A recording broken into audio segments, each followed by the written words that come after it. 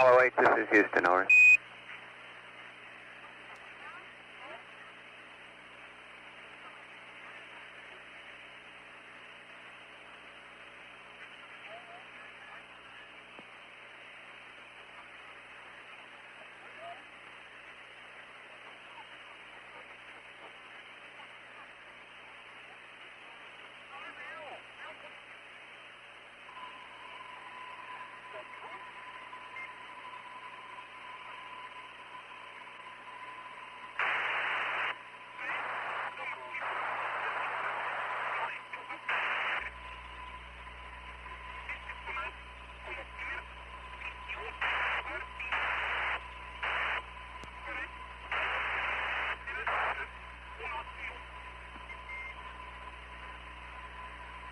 Apollo 8, this is Houston, over.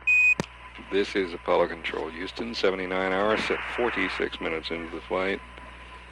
Mike Collins is sent up 2 calls, and we've got no response. We think we've got some keying action, but that's all to date. We've, on the basis of earlier revs, gotten used to now to turning to our ECOM and asking the first question as we come around the corner, how's the evaporator? And the answer is, this time it's working great. They apparently have the right handle on it. As I mentioned earlier, it's seeing Apollo 8, this large is Houston, temperature over. excursions, apparently no larger than people within the project office and at North American. And I'm sure at the Garrett Corporation had felt they might see. And I know many people in those positions are very much relieved to see these excursions of only 40 to 50 degrees.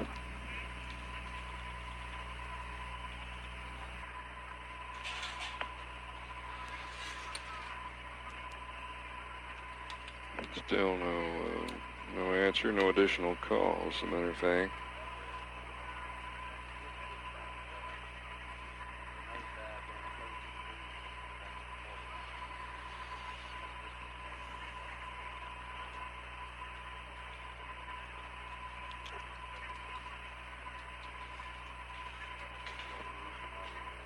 Apollo 8, this is Houston, over. Mike Collins tries again. And we might have a ground antenna problem. Checking our ground stations now.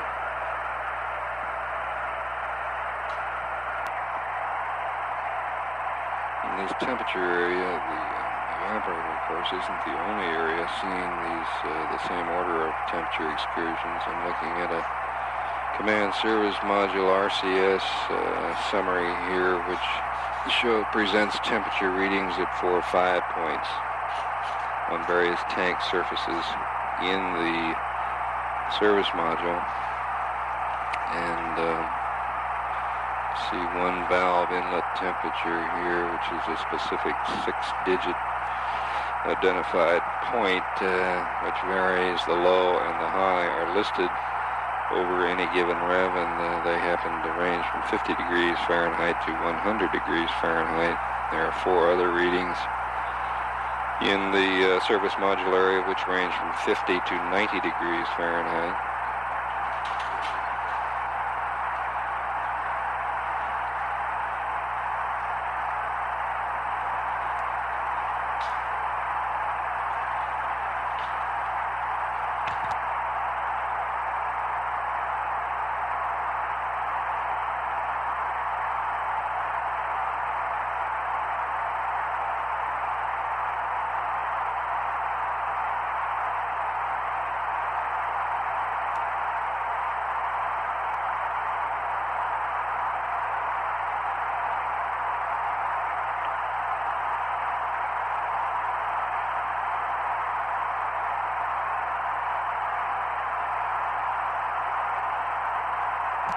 It's been nearly 6 minutes now since we acquired. I'm just getting a general background noise. We've had no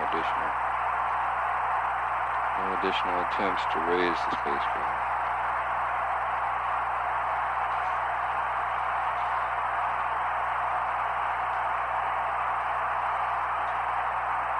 So, based on what ECOM says, we may wait a few minutes for trying additional calls. We'll be back up at 79 hours, 51 minutes into the flight. This is Apollo Control, Houston. Apollo 8, this is Houston, over.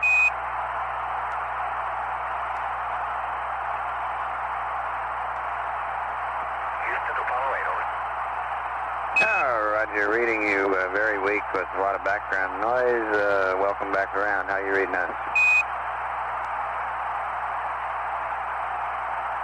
With you, fine. Okay.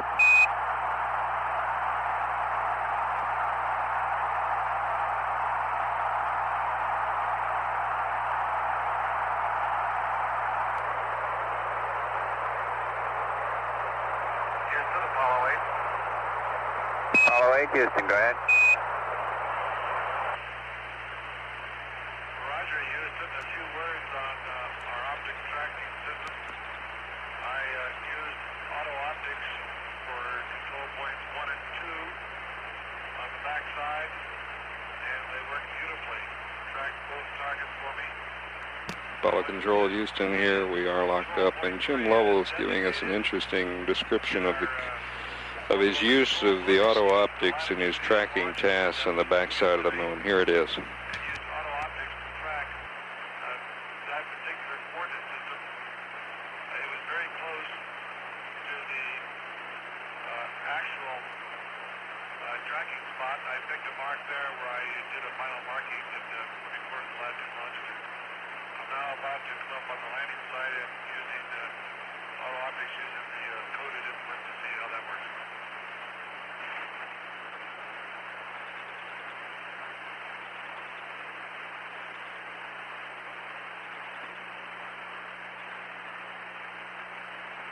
Roger, Apollo 8.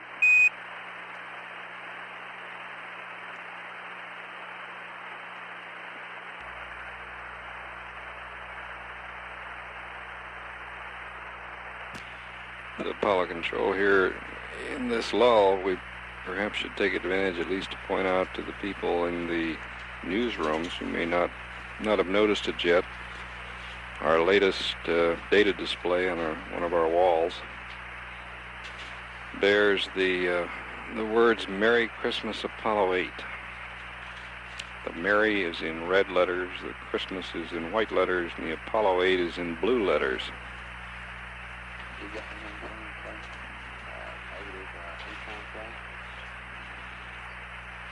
That display went up about an hour ago. I guess it technically should be called data.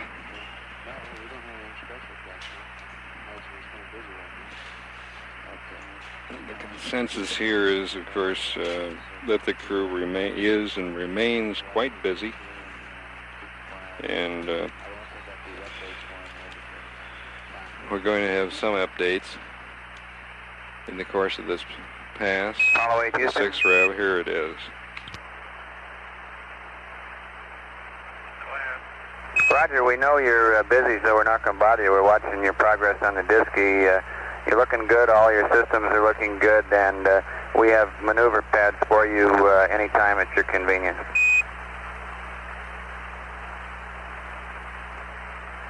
Roger, we'll take them when we're doing the B-52, if that's okay. That's just fine.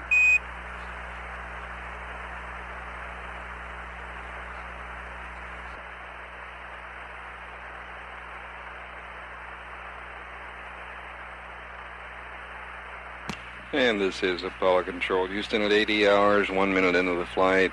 We apparently are not going to have very much communication at this point. We'll come back up when we do. This is Apollo Control, Houston.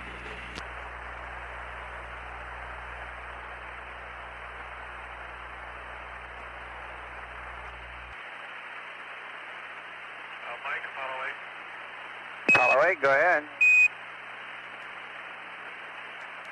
Roger, I'm an auto optics down the landing site, and just to warm up old Jack Schmidt's heart. This auto optics is tracking perfectly on the target, and the two IPs stand out beautifully. I have a beautiful view of it. The first IP is disappearing underneath the reticle now, and the second one coming up.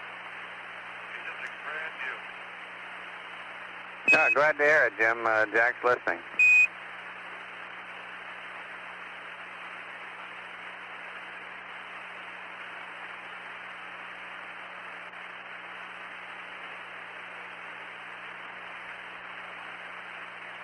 Jack's information, the sun angles that we see now from first IB, second IB into B1 are just right, I think, for landing conditions. The shadows aren't too deep where you get confused, but the land has texture to it, and there are enough shadows there to make everything stand out.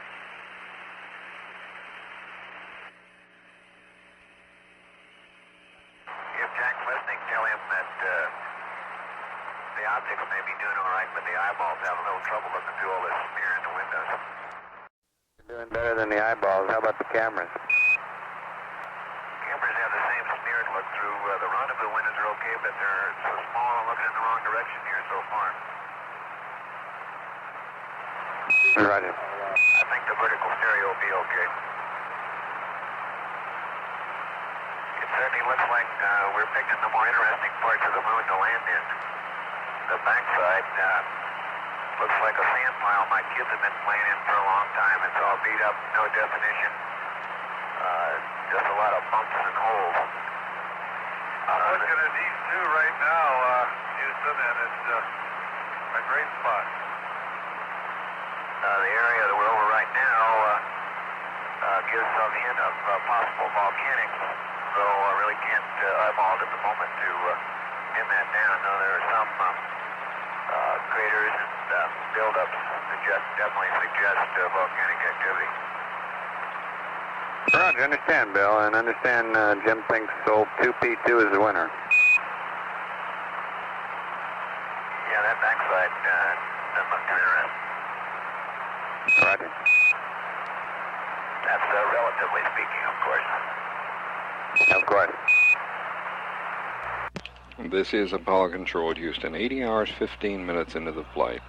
In the last few minutes, we've recorded some most enthusiastic comments from Jim Lovell on his assignment, comments from Lovell and from Anders on their tracking assignment during these middle revs around the moon.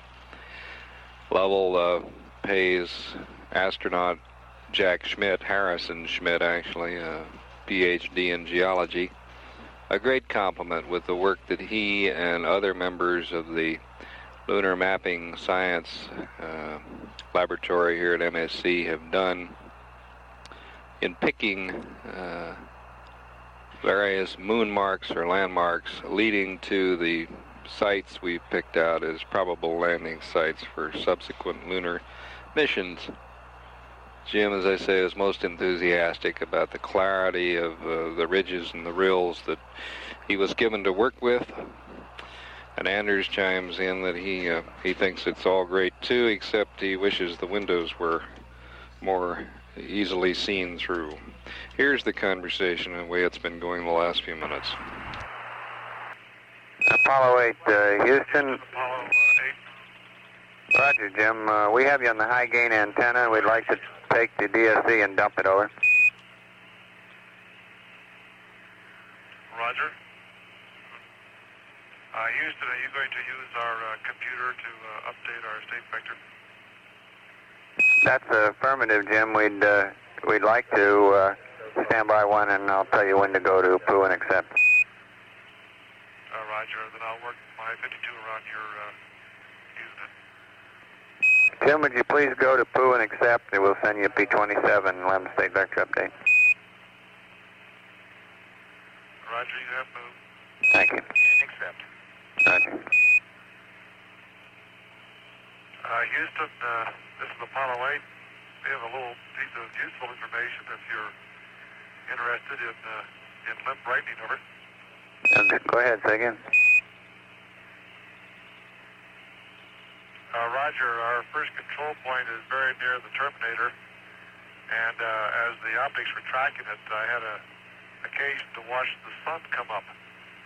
And it's about 2 minutes before sunrise, you get the limb begins to brighten up is sort of a fine white haze, a fine glow, completely over the space just behind the limb. Right, I understand about 2 minutes before the sun comes up, you get a fine white haze radiating out from behind the limb. How far out does it extend? It goes up quite a ways. It takes a fan shape. Unlike sunrise on Earth where the atmosphere affects it, this just sort of is complete haze all over the local area. It's concentrated at the exact spot where the sun comes up and diminishes as it goes away from the sunspot. Very interesting. Roger, Jim. Thank you.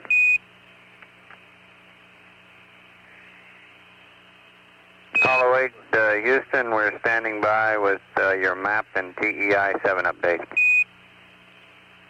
Stand by. Apollo 8, Houston, you can go back to block at your computer. Roger. Okay, Mike, we're ready for the map update and then the TEI. Okay, well, before you get your map book out, the Houston Comtex have got a little word for an old ex-Capcom. They say they consider you have gone remote. Over. Not permanently, I hope. Okay, your map update for Rev 6/7. LOS 805724. Sunrise 810657. Prime Meridian 811302. Are you with me? You cut out after the prime meridian. I got it, but not AOS. AOS 814305. Sunset 821954. Remarks. IP1 TCA for B1 820739.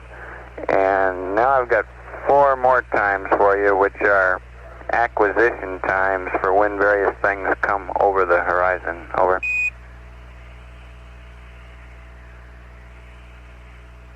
Roger, go ahead.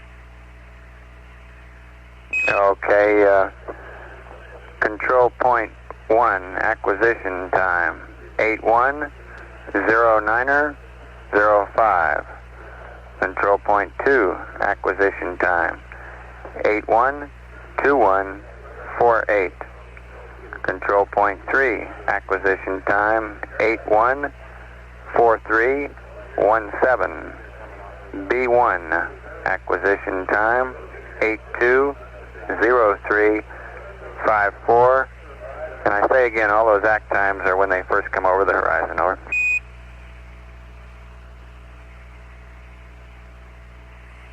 Roger, copy, Houston, and about 2 seconds I'll be ready for the TEI.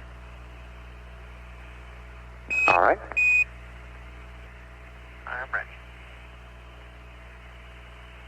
TEI 7 SPS/GNN. Standby 1, Bill. Just a matter of general interest, Houston. Everybody is feeling good. CDR is taking a snooze. All right, glad to hear it. We're just talking about a water dump down here. We've got one coming up, and it looks like on this rev prior to the time around LOS or just prior to LOS would be a convenient time to do it. Do you concur? Okay, we will. Down to 25% again? That's affirmative, and we'd also be interested in any comments about what these various dumps have done to your optics, if anything, and how long the effects last after a dump. Don't seem to have done anything to the optics, but they've definitely got some of the windows. There are a few little chunks of ice on window number 1, which is nearest the vent, and it also on window number 5 a little bit. Windows 2 and 4 remain amazingly clear. Roger, thank you, Bill, and I'm ready to resume the pad when you are. Okay, press on with the weight. All right, wait.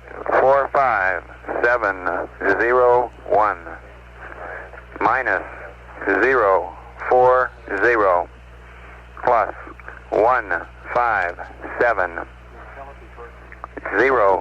083 182080 plus 32346 minus 01168 plus 0573 Are you with me so far, over? Apollo 8, Houston, over. Go ahead, Mike. Raj, I got down through Delta V, X, Y, and Z. Did you copy those, over? No, I didn't read a word. I'm still waiting for the weight. Roger. Let's go back to the weight. 45701 minus 040 plus 157. Are you with me, over? Sounds good. Okay, GETI 083 18 2080 plus 32346 minus 0168 plus 5730. Are you with me, over? Roger. Thank you. 179er 009er 001 not applicable plus 00187 32870 307 32676 42088 253 033 down 121 left 27 plus 079er 0 minus 1650 0 129er 73 36238 146 4414. Same north set, Sirius and Rigel, roll 129er, pitch 155, yaw 010, 4 quads for 15 seconds, horizon on the 2-degree mark at T ignition. Over.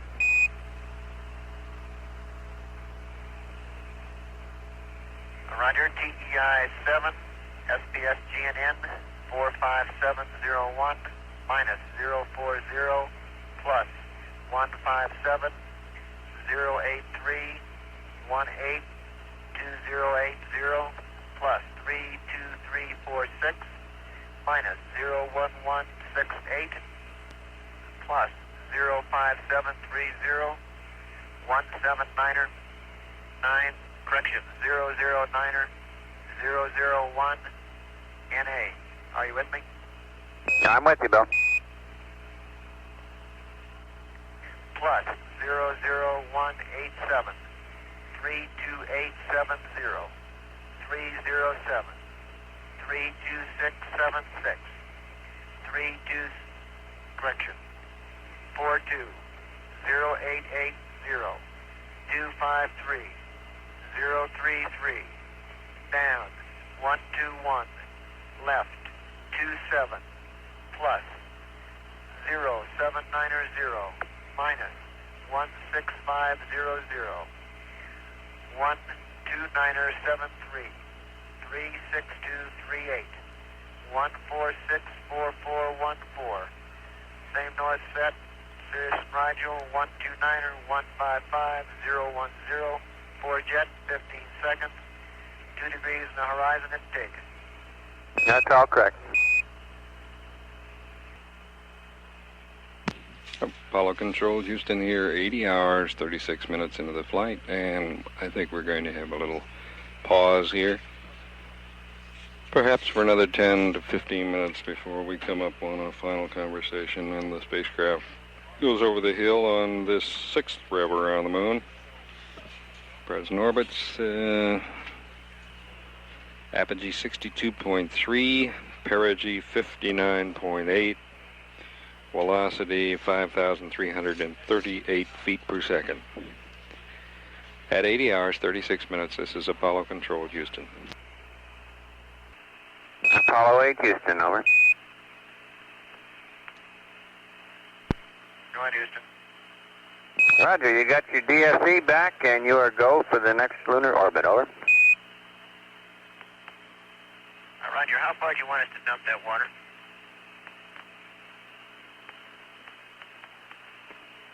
%, please, Bill.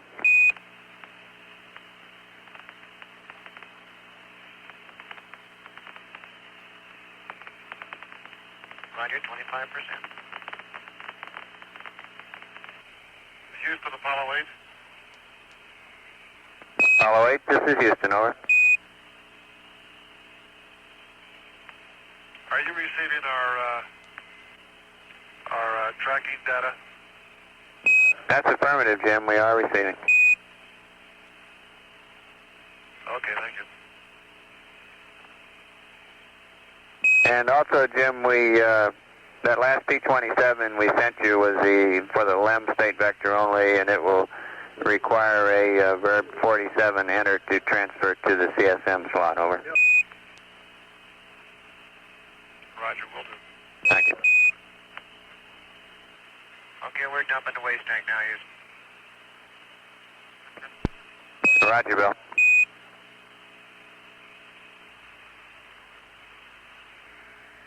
Apollo 8, Houston, over. Go ahead, Houston. Roger, we've got 4 minutes till LOS, and everything's looking good down here.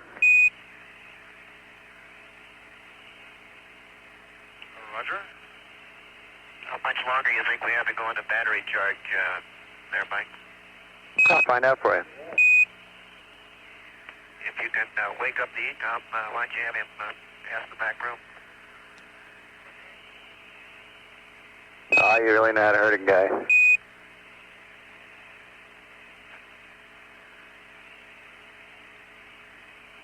Apollo 8, Houston, we estimate charge will be complete in another 45 minutes, over. Okay, thank you very much.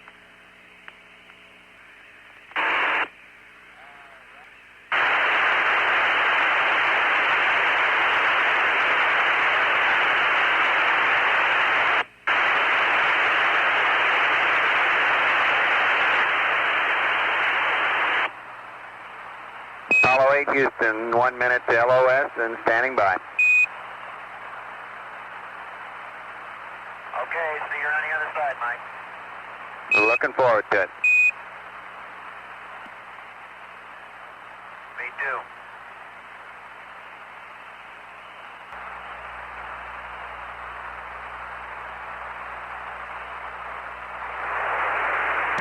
This is Apollo Control at Houston at 80 hours, 57 minutes.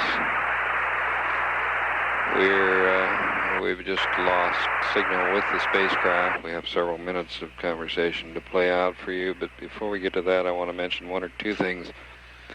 I don't think we've made mention of the fact today that we have finally, after 6 revolutions, gotten used to watching the spacecraft go from the right side of our front wall map to the left, just as it is proceeding around the moon in a retrograde orbit. This after all these years of watching spacecraft move from the left side of the wall map to the right is quite a transformation in just one brief day.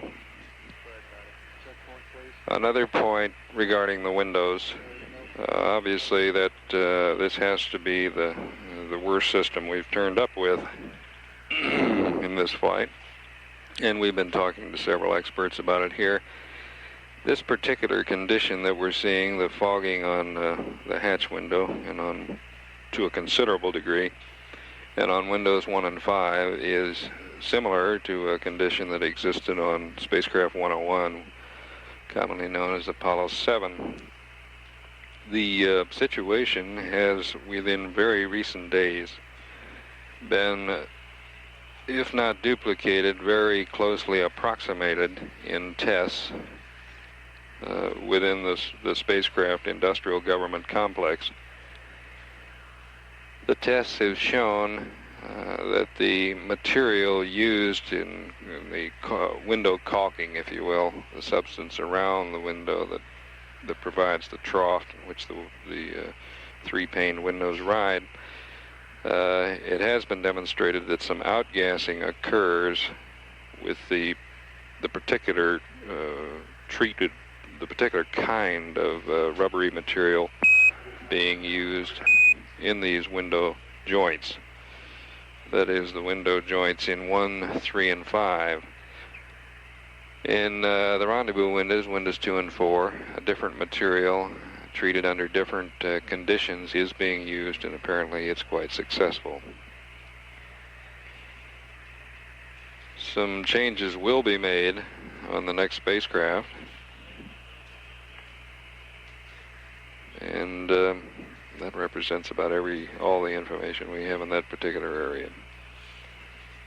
One other announcement, we presently plan no press conference this afternoon. I repeat, no press conference at our change of shift, because we really see no new information to offer. You've heard the bulk of the conversation today, and I think it's all been very straightforward. And in view of the extraordinarily long hours that many of us have been in the control center, we would like to bypass the afternoon press conference, which would have occurred about 6 o'clock, and continue to observe the activities through the evening hours, and top off the evening with a trans-Earth injection sometime around midnight Houston time. So I say again, we presently plan no press conference at the change of this shift, which will occur about 6 p.m. tonight. We'll continue right ahead with as full a coverage as we can provide you, and take care of any questions you might want to relay to our news center. Here now is the tape that finished up the 6th rev.